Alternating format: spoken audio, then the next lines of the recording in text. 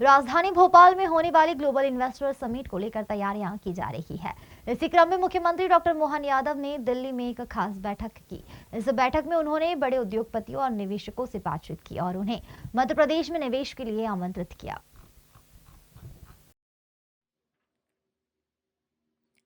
भोपाल में 24 और 25 फरवरी को होने वाली ग्लोबल इन्वेस्टर समिट को लेकर नई दिल्ली में GIS 2025 के कर्टेन रेजर कार्यक्रम का आयोजन हुआ, जिसमें देश भर के उद्योगपति शामिल हुए।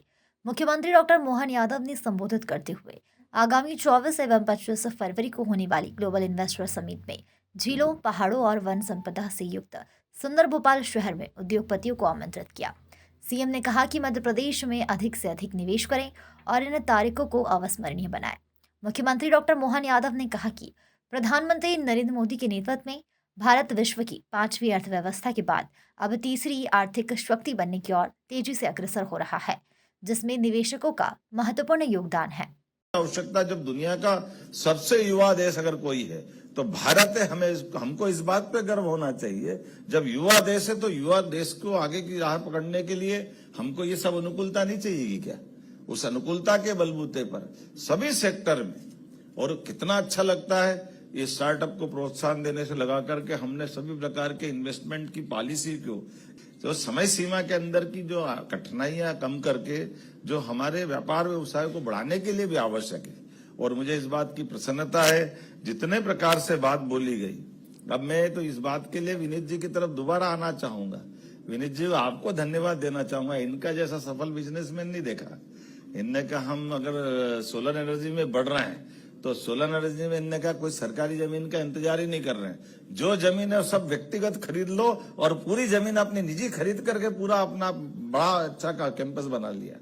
अब मैं इसको इस नाते से भी धन्यवाद देना चाहूंगा कि ये दूरगामी दृष्टि से लिए गए निर्णय वास्तव में हमारे यहाँ MP में, अगर दिल्ली, बंबई, दुनिया के बाकी देश छोड़ दो, अपने राज्य के भी दूसरे राज्यों से तुलना कर लो तो जमीन की कीमत एक दिल्ली की तुलना में तो 1/40वां हिस्सा है, बंबई की तुलना में 1/100वां हिस्से से कम है।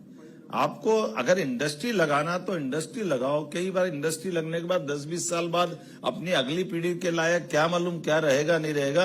ऐसे में इनके रास्ते पे चलने से बिल्कुल जीवन में अमृत मिलेगा। कुल मिलाकर के हर कोई व्यक्ति जो इन्वेस्टमेंट करना चाहता है तो वो दो ही रास्ते चाहता है।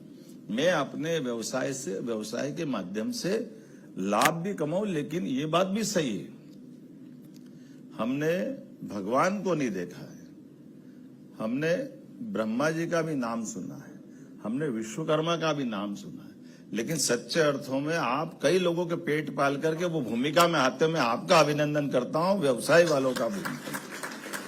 सीएम डॉक्टर मोहन यादव ने मीडिया से चर्चा करते हुए कहा कि भोपाल में ग्लोबल इन्वेस्टर समिट का आयोजन होने जा रहा है, जिसका शुभारंभ प्रधानमंत्री नरेंद्र मोदी करेंगे।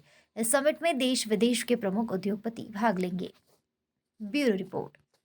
ग्लोबल इन्वेस्टर समिट भोपाल में होने वाली है। ऐसे में हमारी ग्लोबल इन्वेस्टर समिट में यशस्वी प्रधानमंत्री श्रीमान नरेंद्र मोदी जी उसका शुभारंभ करने वाले हैं। देश और दुनिया के बड़े बड़े स्वनाम धन्य उद्योगपति वहां आने वाले हैं और मध्य प्रदेश में जैसे कि निवेश की सभी प्रकार की बड़ी संभावना है।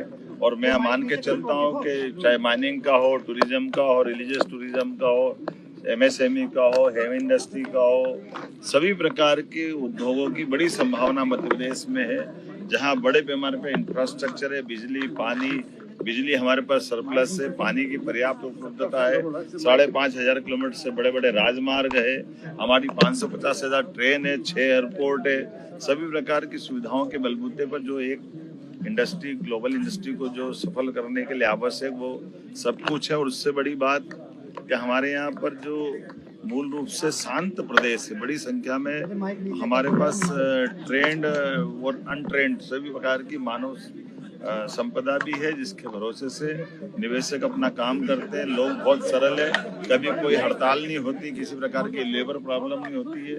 और इसी प्रकार से हमने पॉलिसियां भी इसी प्रकार की बनाई है जो सरलता से लोग व्यवसाय कर सकें। आइए मैं आप सबके माध्यम से अपील करता हूं कि मध्य प्रदेश को यशस्वी प्रधानमंत्री के नेतृत्व में कदम से कदम मिलाने के लिए, निश्चित रूप से भारत को तीसरी अर्थव्यवस्था बनाने के लिए हमारे राज्यों को आगे बढ़ना पड़ेगा। मध्य प्रदेश पूरी ताकत के साथ प्रयास कर रहा है।